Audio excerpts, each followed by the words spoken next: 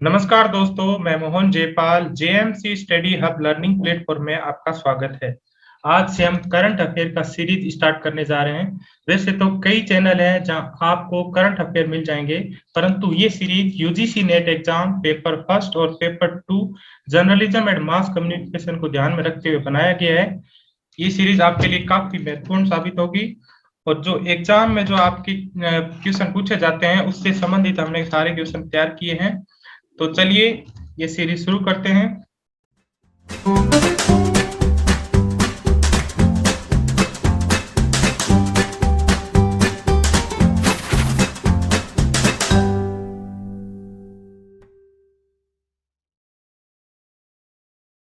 हमारा पहला क्वेश्चन है, किस राज्य में विश्व बैंक ने स्वास्थ्य सेवाओं में सुधार के लिए 3.2 करोड़ डॉलर की एक परियोजनाओं को मंजूरी दे दी है?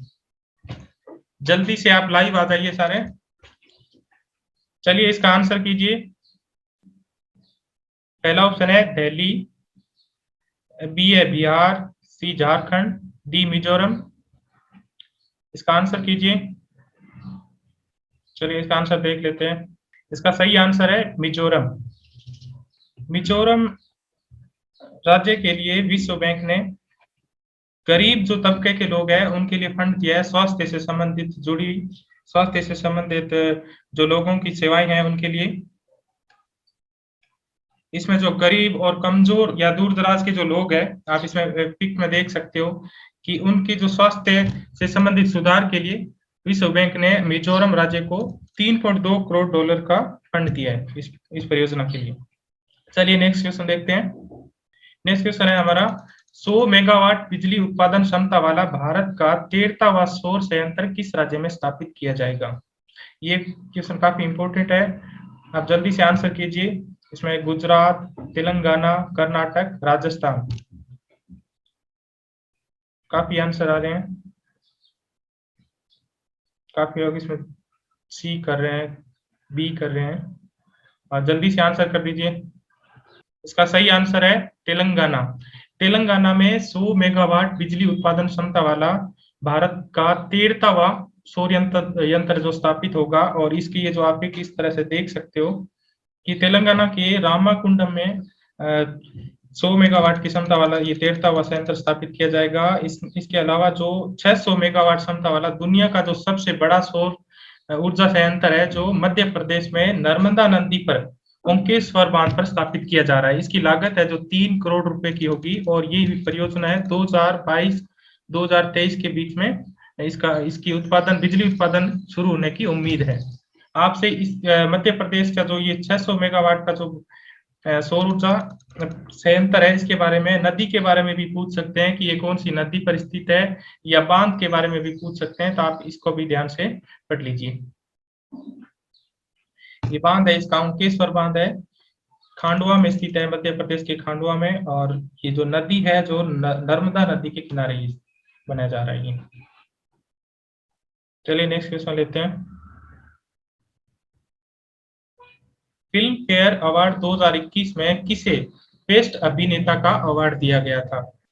इसमें आपके पास 4 ऑप्शन है, इरफान खान, अजय देवगन, आयुष्मान खुराना और अर्जुन कपूर। जल्दी से आंसर कीजिए। इसका सही आंसर है इरफान खान। ये 66वें फिल्म फेयर अवार्ड का आयोजन है जो 27 मार्च 2021 में मुंबई में किया गया था। और ये जो फिल्म फेयर अवार्ड है जो अंग्रेजी मीडियम फिल्म आई थी इरफान खान की, उसको लेकर दिया गया था। इरफान खान की 12 मार्च 2020 को रिलीज हुई थी ये फिल्म, अंग्रेजी मीडियम फिल्म। और तो उसके लिए इरफान खान को सर्वश्रेष्ठ अभिनेता के लिए चुना गया था। साथ ही इन्हें लाइफ टाइम अचीवमेंट अवार्ड से भी सम्मानित किया गया था।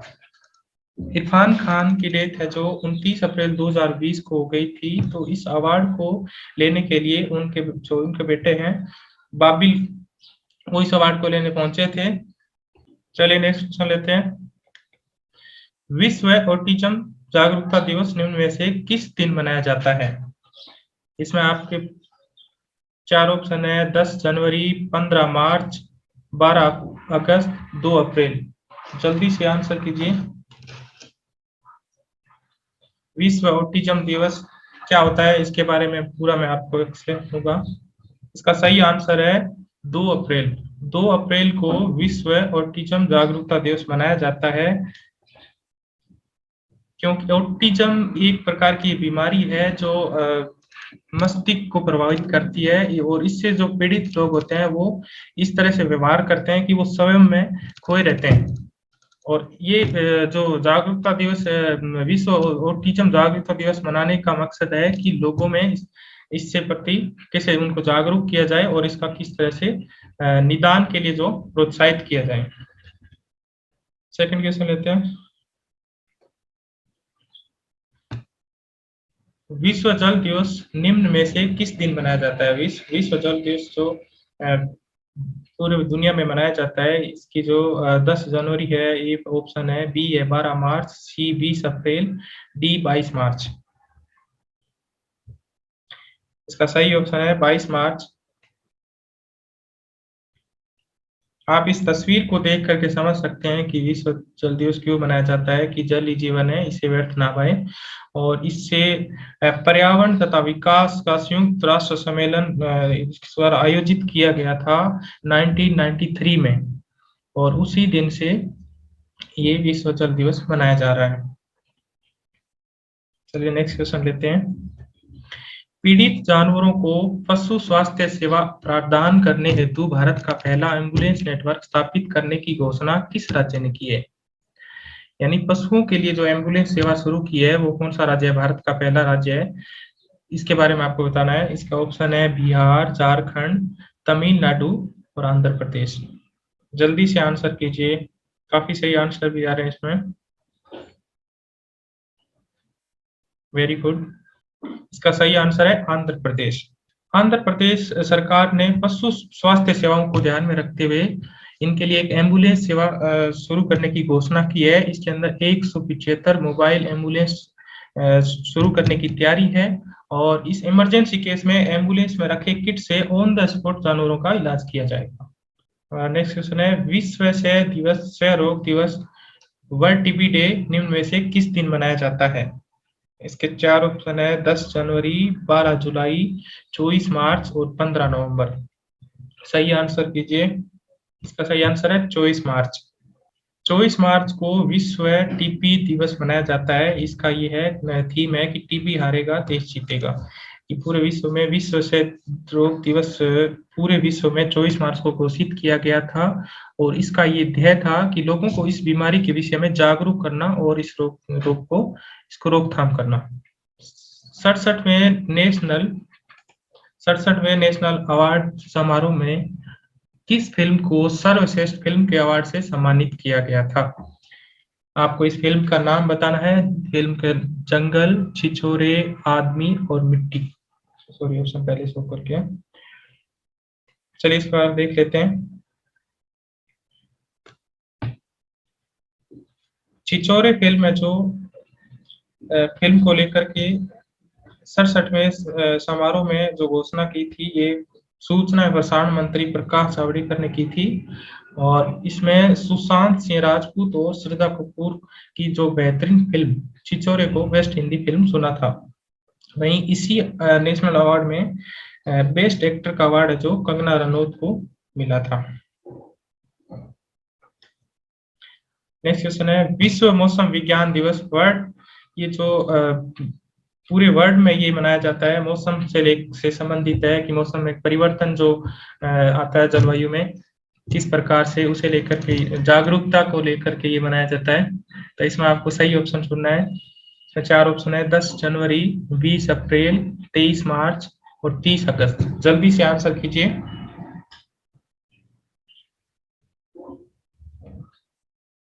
इसका सही आंसर है 23 मार्च। इस दिन को मनाने के पीछे मुख्य कारण ये है कि लोगों को मौसम विज्ञान और इससे मौसम में जो बदलाव होते हैं उसके प्रति जागरूक करना, और ये 23 मार्च 1950 को विश्व मौसम संगठन की इसमें स्थापना हुई थी। चलिए नेक्स्ट क्वेश्चन लेते हैं। विश्व रंगमंच दिवस, वर्ल्ड थिएटर डे निम्न में से किस दिन मनाया जाता है? इसमें 10 जनवरी, 20 अप्रैल, 23 मार्च और 27 मार्च। जल्दी से ऑप्शन इसमें आप सही आंसर दीजिए।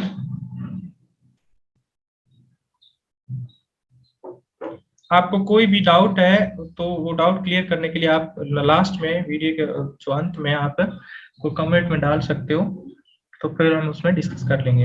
अगर आपको ये वीडियो अच्छा लग रहा है तो इसको लाइक करें और शेयर करें और चैनल को सब्सक्राइब करें।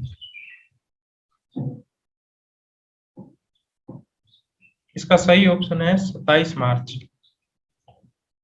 विश्व रंगमंच दिवस जो है यानी 27 मार्च को मनाया गया था, यानी 1961 को सबसे पहले। और इस दिन है जो पूरे दुनिया भर में राष्ट्रीय स्तर पर और अंतरराष्ट्रीय स्तर पर थिएटर में समारोह किए जाते हैं।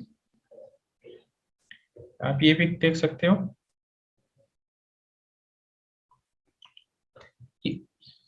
उपभोक्ता मामले, खाद्य एवं सार्वजनिक वितरण मंत्रालय ने प्रवासी मजदूरों की मदद हेतु किस ऐप को लॉन्च किया था? ये काफी इंपॉर्टेंट क्वेश्चन है। आप इसके आप इससे संबंधित आपके एग्जाम में पूछे जाते हैं। इसका आप सही आंसर कीजिए जल्दी से। इसमें एक तो मेरा राशन ऐप है, मेरा मेरा घर संसार, मेरा खाद्य ऐप, या इनमें से कोई नहीं। जल्दी से आंसर कीजिए। इसका सही आंसर है मेरा राशन ऐप। मेरा राशन ऐप का मेन जो मकसद था, सेंट्रल गवर्नमेंट ने इसको लागू की थी इस योजना को, यानी पूरे भारत में कहीं भी जैसे यूपी से या फिर किसी भी राज्य से आप राशन ले सकते हैं। जो गरीब लोगों के लिए, जो खाद्य सुरक्षा से जुड़े हुए लोग हैं, जैसे यूपी का कोई गरीब नागरिक है, वो मुंबई से भी राशन ले सकता है, या फिर राजस्थान से भी ले सकता है, दिल्ली से भी ले सकता है। इस तरह की ये योजना लागू की थी। तो इस योजना का जो भारत सरकार का one nation one ration card का हिस्सा है, यानी किसी एक ही राशन कार्ड होगा पूरे राष्ट्र के लिए, जो वो कहीं से भी राशन ले सकता है। राष्ट्रीय टीकाकरण दिवस निम्न में से किस दिन मनाया जाता है? ये भी काफी इंपॉर्टेंट क्वेश्चन है आपके लिए। 10 जनवरी, 16 मार्च, 20 अप्रैल, 15 जुलाई। राष्ट्रीय टीकाकरण दिवस, अभी इसकी इम्पोर्टेंट अब और बढ़ जाती है क्योंकि अभी कोरोना को लेकर के काफी टीकाकरण अभियान चलाया जा रहा है। जल्दी से आप आंसर कीजिए इसका। इसका सही आंसर है 16 मार्च। 16 मार्च 1995 को बनाया गया था ये पहला टीकाकरण दिवस है। जो इससे उस दिन यानी जो राष्ट्रीय पल्स पोलियो टीकाकरण अभियान शुरू हुआ था, और पोलियो से तो देश ने निजात पा ली है, पूरी दुनिया में नहीं इसकी निजात पा ली है। लेकिन अभी इसकी इम्पोर्टेंट इसलिए बढ़ जाती है क्योंकि इस बार जो कोरोना महामारी के प्रसार की श्रृंखला को तोड़ने के लिए कोविड-19 की टीकाकरण अभियान चलाया जा रहा है। चलिए नेक्स्ट क्वेश्चन लेते हैं। किस राज्य सरकार ने राज्य के ठंडे रेगिस्तानी इलाकों में सीब करथोन के पौधों को लगाने का फैसला किया है? इसमें हिमाचल प्रदेश है, मध्य प्रदेश है, गुजरात है, राजस्थान है। आपको सही ऑप्शन चुनना है। जल्दी से आंसर कीजिए। सीब करथोन के जो पौधे हैं उनको लगाने का फैसला किया जा रहा है राज्य सरकार द्वारा। तो अब जल्दी से इसका आंसर कीजिए। इसका सही आंसर है हिमाचल प्रदेश। ये सीप करथोन का पौधा है जो इस तरह से, इसके ये बेर टाइप से होते हैं, इस तरह से दिखता है। आप इसकी फोटो देख सकते हो। ये औषधीय पौधा माना जाता है और नारंगी पीले रंग का ये खाने योग्य बेरों बेरों जैसा, जैसे बेर होता है राजस्थान में, उस टाइप से इनका आकार होता है। और इसे स्थानीय भाषा में इसे छरमा कहा जाता है। केंद्रीय प्रदूषण नियंत्रण बोर्ड सीपीसीबी ने देश के 112 सबसे प्रदूषित स्थलों में किस राज्य को पहला स्थान दिया है? अभी केंद्रीय प्रदूषण नियंत्रण बोर्ड है जो समय समय पर सारे जो स्टेट्स है उन पर प्रदूषण से संबंधित एक सर्वे करवाता है। उससे संबंधित ये क्वेश्चन है और ये आपके एग्जाम में पूछा जा सकता है। इसके 4 ऑप्शन है: उत्तर प्रदेश, दिल्ली, ओडिशा, कर्नाटक। जल्दी से आप इसका आंसर कीजिए कि देश का सबसे प्रदूषित स्थल कौन सा है इसमें पहला। इसमें ओडिशा है। जो इस बार जो सर्वे हुआ था उसमें ओडिशा सबसे ज्यादा प्रदूषित पाया गया।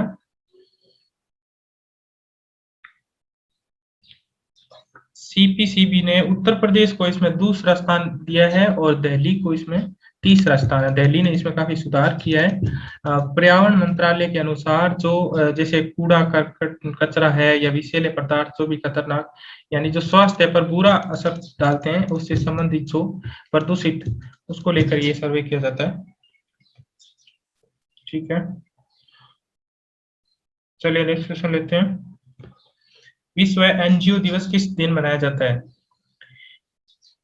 नॉन गवर्नमेंट ऑर्गेनाइजेशन ये संगठन है जो एनजीओ, इसमें आपको 4 ऑप्शन दे रखा है। 10 मार्च है, 12 अप्रैल, 27 फरवरी और 15 नवंबर। जल्दी से इसका आंसर कीजिए।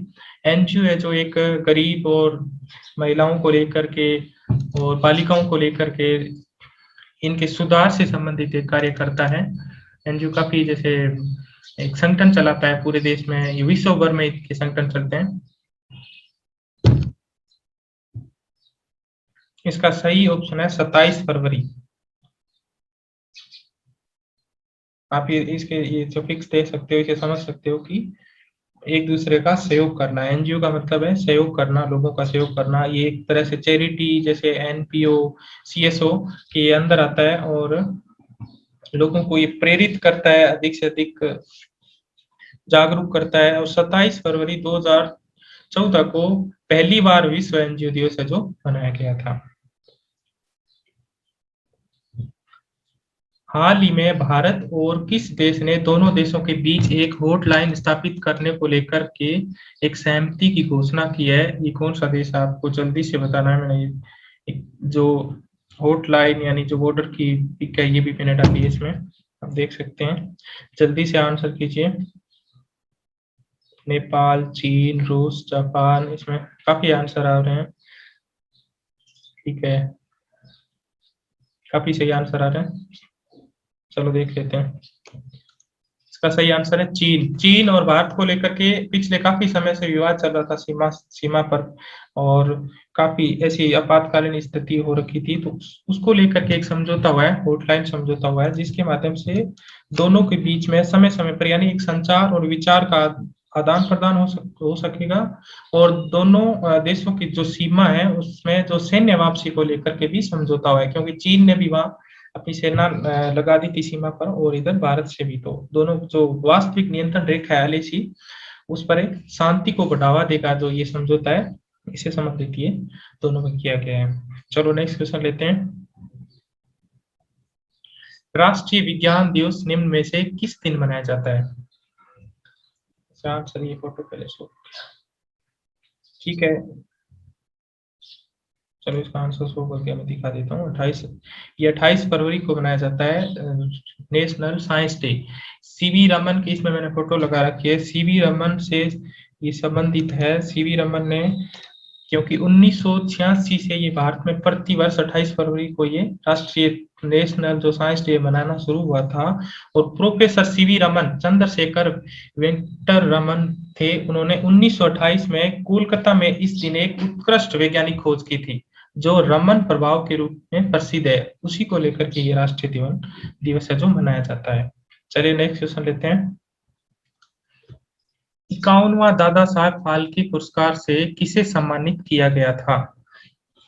ये भी आपके लिए काफी यूजीसी नेट के हिसाब से देखें तो काफी इंपॉर्टेंट क्वेश्चन है। जल्दी से इसका आंसर कीजिए। ये 2021 में दिया गया पुरस्कार है, 51वां दादा साहब फाल्के पुरस्कार। जल्दी से आंसर कीजिए। इसका सही आंसर है रजनीकांत। रजनीकांत है जो साउथ इंडियन के जो है काफी प्रसिद्ध एक्टर है। आप इन्हें देख सकते हो, इनके साउथ इंडिया के दादा साहब फाल्के पुरस्कार को इस ऐसे दिखता है। रजनीकांत को जो दिया गया था, और ये जो दादा साहब फाल्के पुरस्कार है भारतीय सिनेमा का प्रतिष्ठित अवार्ड माना जाता है। और इस पुरस्कार का आरंभ है जो दादा साहब फाल्के यानी जो थे, उन्होंने दादा फाल्के थे तो धुंडीराम फाल्के 1913 में पहली फिल्म बनाई थी इन्होंने, राजा हरिश्चंद्र मूक फिल्म थी। उसी फिल्म से सिनेमा का जो इतिहास शुरू होता है, उसी को लेकर के ये दादा साहब फाल्के पुरस्कार शुरू हुआ था। और ये उनकी जन्म शताब्दी थी 1969 से इसको प्रारंभ किया गया था। और राष्ट्रीय फिल्म पुरस्कार का जो आयोजन है, जो पहली बार है, जो 70वें समारोह में किया गया था, जिसमें सबसे पहले अभिनेत्री थी देविका रानी, उनको ये प्रदान किया गया था। 51 इससे पहले जो अमिताभ बच्चन को भी दादा साहब फाल्के पुरस्कार मिल चुका है। हमारा नेक्स्ट क्वेश्चन है, ई शांता एक डिजिटल प्लेटफॉर्म जिसे हाल ही में लॉन्च किया गया है, ये किससे संबंधित है? ये काफी इंपॉर्टेंट क्वेश्चन है आपके लिए, जल्दी से इसका आंसर कीजिए। ये एक्वा कल्चर है, उत्पाद, शिक्षा से संबंधित है, व्यवसाय है या परिवहन? 4 ऑप्शन है, आप जल्दी से इसका आंसर कीजिए। एक्वा कल्चर उत्पाद है जो मत्स्य पालन को कहा जाता है। एक्वा कल्चर का मतलब होता है मत्स्य पालन। चलिए इसका आंसर देख लेते हैं। इसका आंसर है जो एक्वा कल्चर उत्पाद है, यानी ई शांता एक डिजिटल प्लेटफॉर्म शुरू किया है जिसमें एक्वा कल्चर से संबंधित कार्य किया जाएगा, मत्स्य पालन से संबंधित। जो समुद्र के अंदर जो, इसका ये भी देख सकते हो, जो समुद्र के अंदर जो किसान होते हैं, जिन्हें जलीय कृषक बोलते हैं, उनके मध्य और जो खरीदार होते हैं, जो मछली जो खरीदार होते हैं, इनको व्यापारी होते हैं, उनको जोड़ने के लिए एक इलेक्ट्रॉनिक मार्केट प्लेस का वर्चुअली उद्घाटन किया है। और ई शांता का जो फुल फॉर्म है, ये है electronic solution for the augmenting national centre for sustainable aquaculture. आपकी इसकी फुल फॉर्म भी पूछी जा सकती है, और ये किससे संबंधित है, ये भी आपसे पूछा जा सकता है। हमारा लास्ट क्वेश्चन और नेक्स्ट क्वेश्चन लेते हैं। उष्णकटिबंधीय चक्रवात जिसने हाल ही में पश्चिमी ऑस्ट्रेलिया को प्रभावित किया था। उष्णकटिबंधीय चक्रवात जो ऑस्ट्रेलिया में आया था हाल ही में, तो उसके बारे में आपको बताना है कौन सा था। उसमें ट्रॉपिकल स्टॉर्म था, या सरोजा था, हरिकेन था, या टाइफून था? जल्दी से इसका आंसर कीजिए। काफी सही आंसर आ गया।